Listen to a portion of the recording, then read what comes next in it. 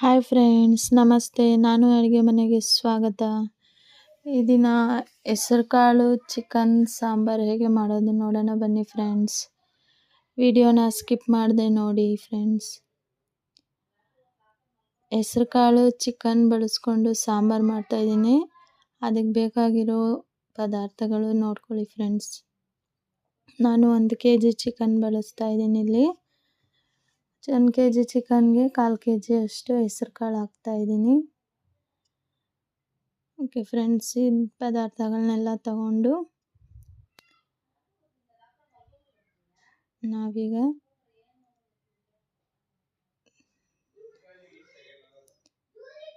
ಈರುಳ್ಳಿ, ಟೊಮೆಟೊ, ಬೆಳ್ಳುಳ್ಳಿ,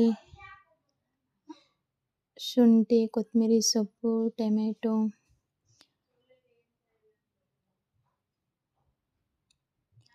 ನಾನೀಗ ತಗೊಂಡಿರೋ ಪದಾರ್ಥಗಳನ್ನೆಲ್ಲ ಮಿಕ್ಸಿ ಜಾರ್ಗೆ ಹಾಕ್ತಾಯಿದ್ದೀನಿ. ಒಂದು 4 ಚಕ್ಕೆ, ಲವಂಗ 4 ಮತ್ತು ಕಾಯಿ,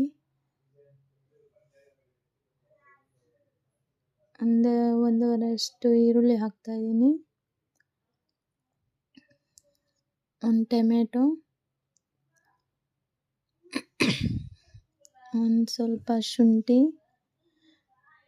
ಮತ್ತು ಸ್ವಲ್ಪ ಬೆಳ್ಳುಳ್ಳಿ,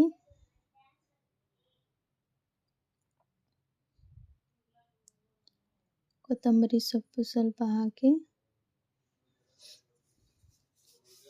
ಅದಕ್ಕೆ ಸ್ವಲ್ಪ ನೀರನ್ನು ಹಾಕ್ಕೊಂಡು ಮಿಕ್ಸ್ ಮಾಡ್ಕೊತಾ ಇದ್ದೀನಿ ಫ್ರೆಂಡ್. ಈಗ ಮಿಕ್ಸಿಗೆ ಹಾಕಿ ಮಿಕ್ಸ್ ಮಾಡ್ತಾ ಇದ್ದೀನಿ. ಈಗ ನಾನು ಕುಕ್ಕರಲ್ಲೇ ಮಾಡ್ಕೊಳ್ತಾ ಇದ್ದೀನಿ ಫ್ರೆಂಡ್ಸ್.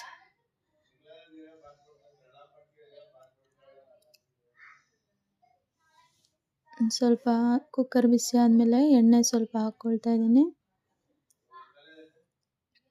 ನಾನೀಗ ಎಣ್ಣೆ ಬಿಸಿ ಆಗ್ತಾ ಇದೆ.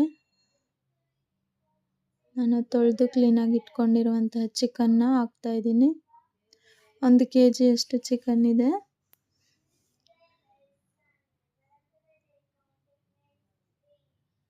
ಕ್ಲೀನಾಗಿ ವಾಶ್ ಮಾಡಿರೋ ಚಿಕನ್ನ ಬಳಸ್ತಾ ಇದ್ದೀನಿ ಫ್ರೆಂಡ್ಸ್ ನಾನು.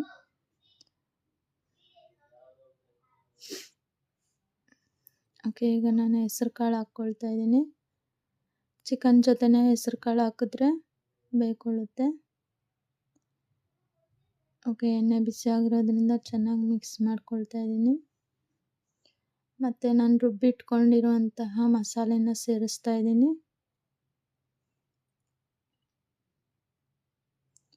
ಮಸಾಲೆ ಎಲ್ಲ ಸೇರಿಸಿದ ಮೇಲೆ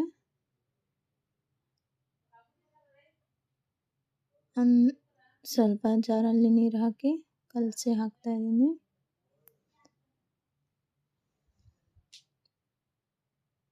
ದಿನ ಬರೀ ಚಿಕನ್ ಹಾಕಿನೇ ಸಾಂಬಾರು ಮಾಡಿದ್ರೆ ಟೇಸ್ಟ್ ಒಂದೇ ಥರ ಇರುತ್ತೆ. ಈ ಥರನೂ ಮಾಡಿ ನೋಡಿ. ಈಗ 2 ಸ್ಪೂನ್ ಅಷ್ಟು ಧನಿಯಾ ಪುಡಿನ ಹಾಕ್ತಾ ಇದ್ದೀನಿ. ಮತ್ತು ನಿಮಗೆ ಎಷ್ಟು ಖಾರ ಬೇಕೋ ಅಷ್ಟು ಖಾರದ ಪುಡಿನ ನೀವು ಹಾಕಿ. ನಾನು 1 ಸ್ಪೂನ್ ಅಷ್ಟು ಹಾಕ್ತಾ ಇದ್ದೀನಿ. ಆಮೇಲೆ ಚೆನ್ನಾಗಿ ಖಾರ ತಿಂತಾರೆ, ಅದಕ್ಕೋಸ್ಕರ ನಿಮ್ಗೆ ಎಷ್ಟು ಬೇಕೋ ಅಷ್ಟು ನೀವು ಹಾಕ್ಕೊಳ್ಳಿ. ನಾನು ಯಾವುದೇ ಹಸಿಮೆಣಸಿನ್ಕಾಯಿಯನ್ನು ಬಳಸಿಲ್ಲ, ಬರೀ ಅಚ್ಚ ಖಾರದ ಪುಡಿ ಹಾಕ್ತಾ ಇದ್ದೀನಿ. ಒಂದು ಸ್ವಲ್ಪ ಅರಿಶಿನ ಪುಡಿ,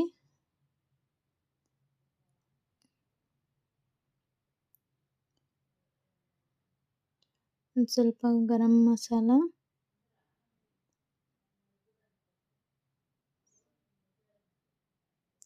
ಮತ್ತು ನಾನು ರುಚಿಗೆ ತಕ್ಕಷ್ಟು ಉಪ್ಪನ್ನು ಇಲ್ಲಿ ಸೇರಿಸ್ತೀನಿ. ನಮಗೆ ಎಷ್ಟು ಬೇಕೋ ನಾನು ಕಲ್ಲುಪ್ಪನ್ನೇ ಬಳಸ್ತಾ ಇದ್ದೀನಿ. ನಿಮ್ಗೆ ಯಾವುದ್ರಲ್ಲಿ ಅಳತೆ ಸಿಗುತ್ತೋ ನೀವು ಅದನ್ನೇ ಬಳಸಿ. ನಾನು ಕೈಯಲ್ಲೇ ಹಾಕ್ತಾಯಿದ್ದೀನಿ, ಕಲ್ಲುಪ್ಪನ್ನ ಬಳಸಿ. ಮತ್ತು ನಾನು ಕ್ಲೀನಾಗಿ ತೊಳೆದಿಟ್ಕೊಂಡಿರೋ ಪುದೀನ ಸ್ವಲ್ಪ ಹಾಕ್ತಾಯಿದ್ದೀನಿ. ಸ್ಮೆಲ್ ಚೆನ್ನಾಗಿರುತ್ತೆ ಪುದೀನ ಹಾಕೋದ್ರಿಂದ. ಮತ್ತು ಚಿಕನ್ಗೆ ಹೆಸರುಕಾಳು ಹಾಕಿದ್ರೆ ಚಿಕನ್ನಲ್ಲಿ ಏನಾದರೂ ಹೀಟ್ ಬರುತ್ತೆ ಅನ್ನೋರಿದ್ರೆ ಹೆಸರುಕಾಳು ಹಾಕಿದ್ರೆ ಹೀಟ್ ಅಷ್ಟೊಂದು ಆಗೋದಿಲ್ಲ. ಅದಕ್ಕೆ ನಾನು ಚೆನ್ನಾಗಿ ಮಿಕ್ಸ್ ಮಾಡ್ತಾಯಿದ್ದೀನಿ. ಒಂದು ಸ್ವಲ್ಪ ನೀರು ಸೇರಿಸ್ಕೊಳ್ಳೋಣ. ಹೆಸರು ಕಾಳು ಅದು ಬೇಯೋದಕ್ಕೆ ಬೆಂದರೆ ಗಟ್ಟಿ ಬರುತ್ತೆ ಸಾಂಬಾರು. ಅದಕ್ಕೋಸ್ಕರ ಸ್ವಲ್ಪ ನೀರು ಹಾಕಿ ಕಲಸಿ ಕುಕ್ಕರ್ ಮುಚ್ಚಿ ವಿಸಿಲ್ ಹಾಕ್ಕೊಳ್ಳೋಣ.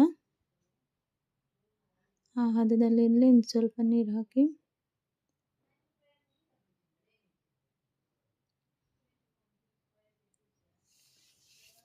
ಓಕೆ, ನಾನು ಕುಕ್ಕರ್ ಮುಚ್ಚಿ ವಿಸಿಲ್ಗೆ ಇಡ್ತಾ ಇದ್ದೀನಿ.